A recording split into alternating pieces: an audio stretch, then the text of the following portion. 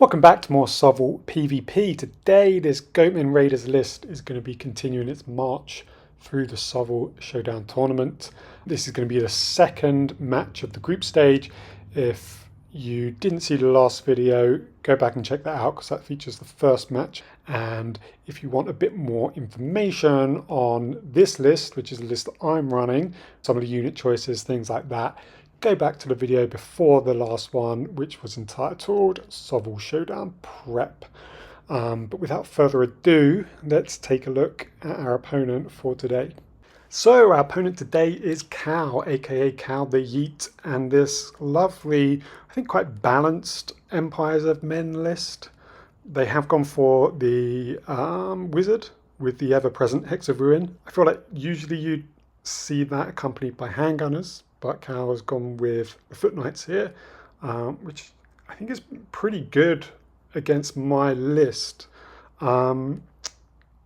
These guys, together with the Mounted Knights, the Imperial Knights, and the Cannon, in fact, will have defense 5, which means that for all of my infantry, the skirmishers, and the Mongol pack, even when they get on the charge, Cal's still going to be rolling 3-ups to save. So I think quite resilient against a lot of what I am running. I mentioned the Imperial Knights. This is maybe the unit I'm most afraid of. With the Lances, you can just see them charging into a unit and then just kind of leapfrogging onto the next, taking them out the turn that they charge. Also afraid of the Cannon. With those lethal shots, it's just so good against units like the Chariot, like the Giant. So I'm definitely going to want to keep them out of view of the Cannon as much as possible. And then for the battle line choice, my opponent's gone with 2 units of 14 swords. I think these are probably the better choice against the field. I'm a little bit pleased to see swords rather than halberds. This is the kind of unit I like to get my Giant stuck into, and the Giant really doesn't like seeing halberds. But overall, a pretty intimidating list. But yeah, let's see how the Goatmen fare against it. So game 1 of this second match of the group stage, and it's actually the same map as game 1 of the first match. So we decided to deploy pretty similar because, you know, if it ain't broke and all that. So we're able to get both units of skirmishers into the cover of the woods. Chariot on the outside, my Giant here, screened by the Mongol pack. There's terrain over here, so really want to screen this from the Cannon. I suppose there is a very small gap through here, so like a really slim chance, although I suppose what are the chances that my opponent has deployed their Cannon exactly in this position.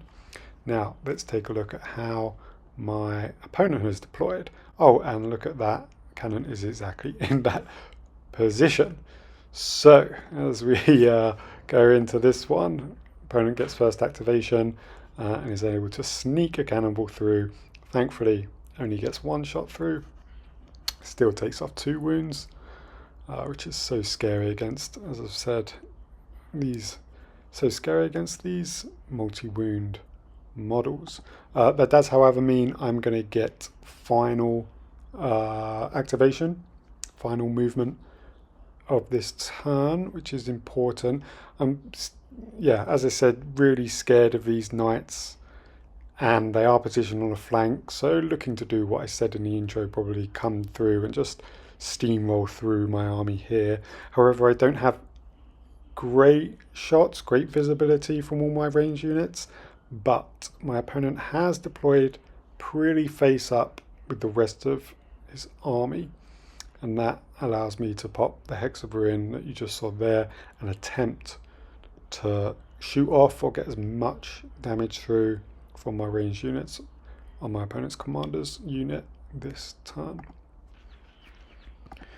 So we take out 4 of these pretty scary Foot Knights. It's not just the commander with the Hex of Ruin I want to eliminate, but they're pretty scary as well as we take a look at their stat line.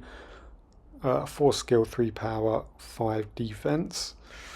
My opponent, knowing what's up, being a experienced player, moves this unit of swords up to screen from this additional unit of skirmishers. However, I'm just able to get round and sneak a shot through.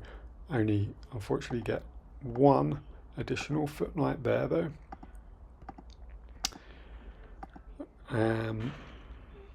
Able to yeet the boulder through here, though.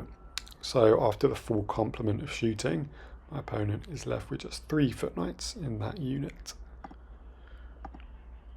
As expected, knights come round the flank, but yeah, I had that important final move, although it positioned the knights so that I couldn't quite have the movement to get round and be entirely in their flank without them getting the counter charge. However, I want to point out here, this is a nice little tip if you're really new to SOVL. Something here is you always want to be thinking about the opportunity to charge after a combat. So what I mean by that is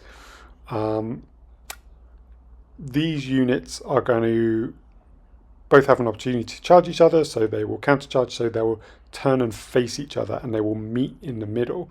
So what's going to happen, because of how I've positioned my chariot, which you'll see just in a second, is this unit of knights will turn to face them.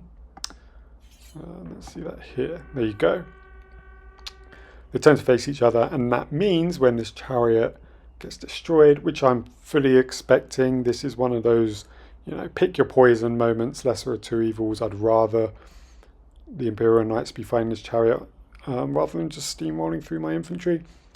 So when the chariot goes, the knights are not going to have an immediate charge. So they're going to have to spend a turn, kind of turning, moving, and then they'll get another charge.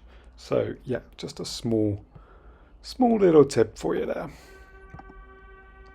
I decide, I think, not to charge my opponent's commander's unit with the giant, instead going for these swords here.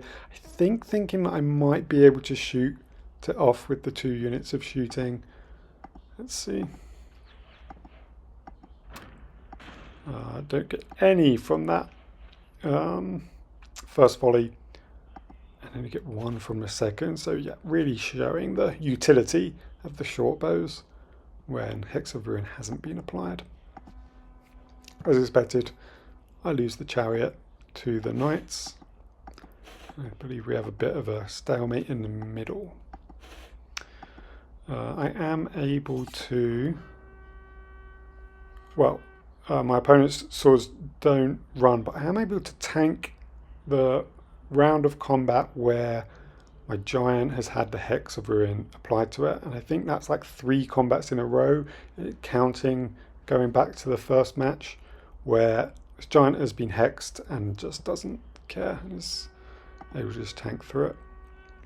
And at this stage in the game, I'm kind of committed, right? I'm committed to these combats, which I think I'm favoured in. Well, yeah, I am favoured in each of these, but the die is cast. Like, I'm now sort of stuck in the middle, and it gives this unit of knights the ability to turn and start chewing through my units. So from this point on, yeah, we're looking to get lucky, and let's see how we do.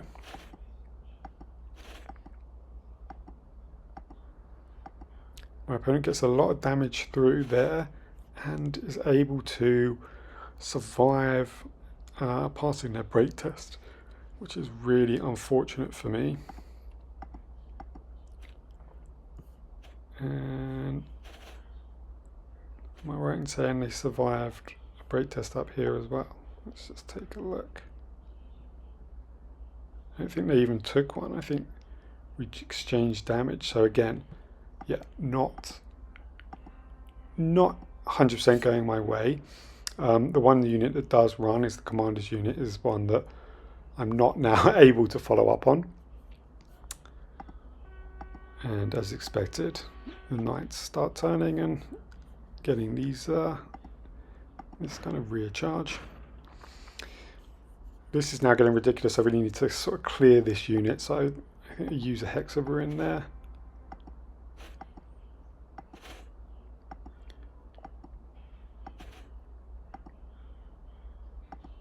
And in this all-important combat, we do lose it by combat score, and the Mongol pack run. Both these units are taking a 6 or lower break test. However, thankfully, the Mongol skirmishers do survive. So that's really great for us. What is not so great for us is this Imperial Sword unit survives with 1 model remaining. What that means is my skirmishers aren't going to turn and face this big scary unit of knights. Instead, they're just going to continue fighting this one swordsman getting hit in the back by the knights. So unfortunate there. I kind of have to make this charge, I feel like, with my commander's unit, even though I'm now a bit worried that this combat doesn't favour me. My giant is down to 2 wounds, so if I take this unit out, yeah, particularly now, I'm not going to have that charge available to me. Now, if I take this unit out, it looks like I'm going to be a prime target for my opponent's cannon there. So yeah, my routes of victory are kind of looking slim because I need all of these units to survive out, or this unit of knights to die, I think, by the end of this game in order to win. As expected, my skirmishers run there. And also, as expected, that unit of swords run. I could have moved, well, it's just saw what happened there. I could have moved the giant around to maybe threaten the knights, hoping that my opponent completely whiffed the attack. Instead, I moved it into the forest. However, my opponent still got the attack off, and yet the giant is no more.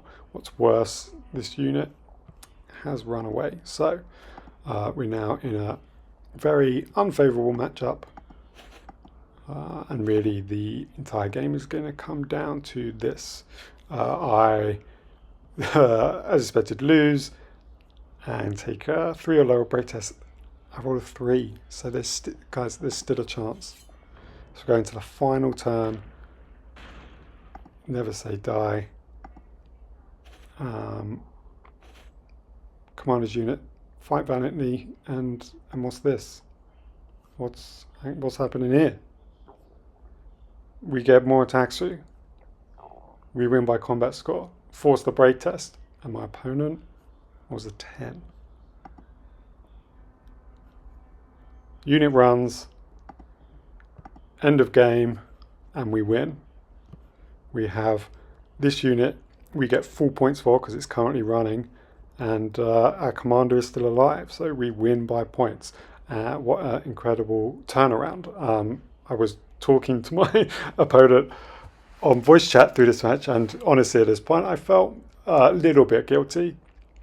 Just a little bit guilty though, but I feel like I did rob him of the victory there. I feel like, he did everything possible to put himself in position to win, and just the dice on that final round of combat didn't go his way. Even I think if had this happened the turn prior with 8 discipline, the knights would likely have rallied and we would have lost by points then. So yeah, very lucky there. I'm not going to turn my nose up at it. I'm going to take the W, but unfortunate for my opponent. Let's see if they can bring it back in game 2.